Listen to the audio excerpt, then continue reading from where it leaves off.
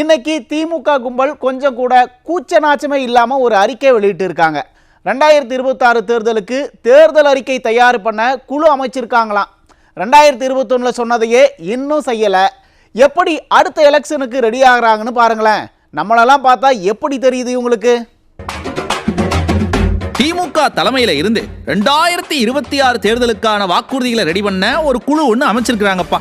தலைமை யாருன்னு தெரியும்ல? அக்கா கனிமொழி தான்.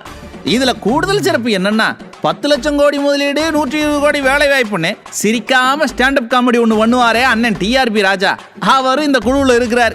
எல்லாரும் காதை நல்லா களி வச்சுக்கோங்கப்பா, நல்லா உருட்ட போறாங்க. இந்த குழு போன தடவை மாதிரியே பல சங்கங்களை சந்திச்சு வாக்குறுதியை ரெடி பண்ணுவாங்க. எதுக்கு அந்த சிரமம்? அக்கா கனிமொழிக்கு எதுக்கு தேவையில்லாத இந்த அலைச்சலுங்கிறேன். 2021 சொன்ன வாக்குறுதியை அப்படியே பிரிண்டை போட்டு கொடுக்க வேண்டியதானே? ஆனால் பிரிண்டிங் செலவு கூட தேவையில்லைங்கிறேன். எல்லாருக்கிட்டையும் 2021 கொடுத்த வாக்குறுதி அப்படியே இருக்கு, அதை படிச்சுக்கோங்கப்பா அப்படின்னு சொன்னால் படிச்சுக்க போகிறோம். எந்த வாக்குறுதியும் உருப்படியாக செய்யலையே. 21 சொன்னதையே இன்னும் செஞ்சபாடு இல்லை. எதுக்கு 26க்குன்னு புதுசாக வாக்குறுதி?